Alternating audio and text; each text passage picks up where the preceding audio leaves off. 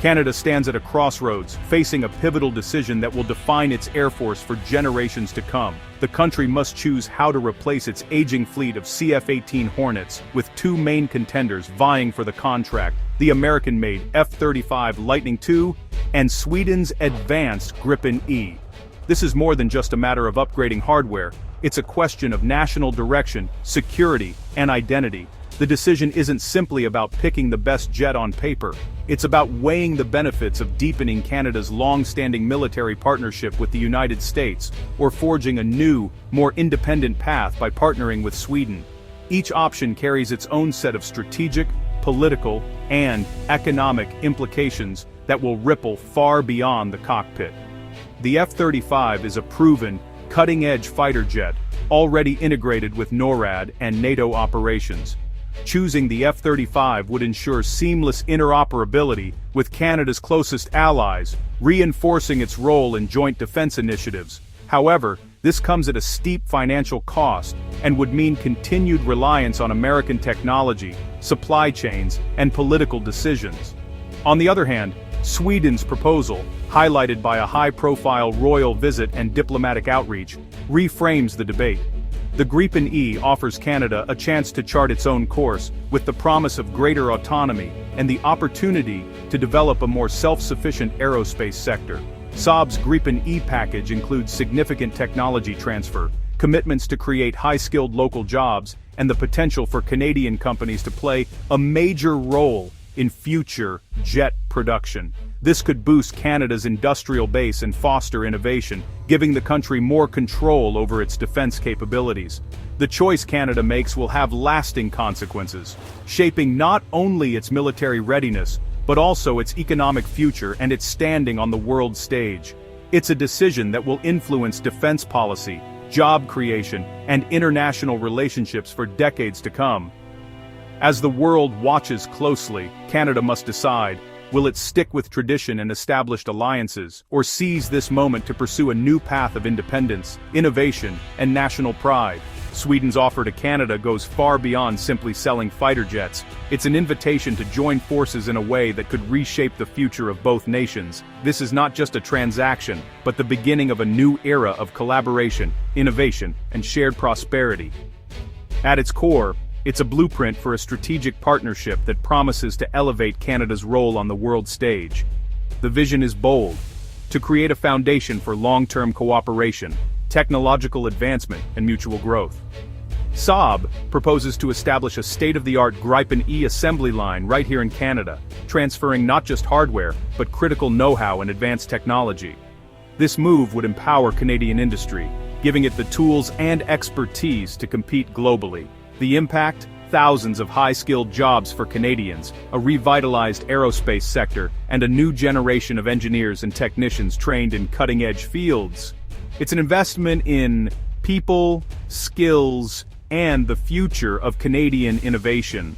With this partnership, Canada would gain the ability to maintain, upgrade, and even export advanced jets independently, strengthening national security and opening doors to new markets. The plan goes further, including deep collaboration with Bombardier. By leveraging existing relationships and expertise, the partnership would inject billions into the Canadian economy, supporting local businesses and fostering innovation across sectors. Sweden positions itself as a stable, reliable partner, one that respects Canada's sovereignty and offers a real alternative to traditional suppliers. This is a chance for Canada to reduce its dependence on the US and diversify its strategic alliances. The proposal doesn't stop at fighter jets. It extends to other advanced systems, such as submarines and next-generation defense technologies, envisioning a broad, long-term alliance that could transform Canada's defense landscape. Ultimately, it's not just about what Canada flies, it's about who Canada becomes, as a partner, as an innovator, and as a leader in the global defense community. The Swedish model asks a fundamental question: does Canada want to remain a customer, or step up as a co-creator in shaping its own defense future? The choice could define a generation. The F-35 program is plagued by delays, years behind schedule and with no clear end in sight. What was once promised as a cutting-edge solution for Canada's Air Force has become a symbol of bureaucratic setbacks and shifting timelines. Canada's first jets won't arrive until 2028, and even then, It will take several more years before the fleet reaches full operational capability. This means that, for much of the next decade, Canada will be left waiting, unable to fully modernize its air defense. This leaves a dangerous gap as the aging CF-18s are gradually retired, creating real risks for Canada's ability to meet its commitments to NORAD and NATO. The country could find itself unable to respond quickly to threats or participate fully in allied operations. The F-35's price tag is staggering, not just in terms of initial purchase, but also in ongoing maintenance and support. Its operating costs are nearly 7 times higher than the Swedish Gripen E, raising serious questions about long-term affordability. Critics warn that these soaring expenses could drain the defense budget, forcing painful cuts to other vital programs, training, or equipment. Every dollar spent on the F-35 is a dollar not spent elsewhere in Canada's military. More troubling, the F-35 locks Canada into U.S. supply chains and political whims. Everything from software updates to spare parts and future upgrades is controlled from Washington, leaving Canada dependent on decisions made south of the border. Any diplomatic dispute or policy change could ground Canada's entire fleet overnight, with little warning or recourse. This vulnerability raises concerns about national security and operational independence. In contrast, the Gripen E promises industrial sovereignty and local control. Canadian companies could play a direct role in maintenance and upgrades, keeping jobs and expertise at home. The debate isn't just about performance or price, it's about whether Canada is willing to trade autonomy for alliance, and how much control it's prepared to give up in exchange for advanced technology. The F-35's hidden costs go far beyond the balance sheet, touching on sovereignty, security, and the future of Canada's defense industry.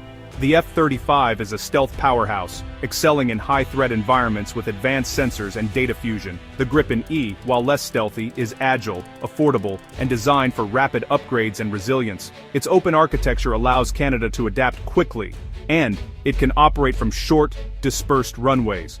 The cost difference is stark. The Gripen E is cheaper to buy and fly, allowing for a larger or mixed fleet. Some allies use both jets, assigning the Gripen to daily patrols, and the F-35 to high-end missions. But a mixed fleet brings logistical complexity, while a single F-35 fleet means total U.S. alignment.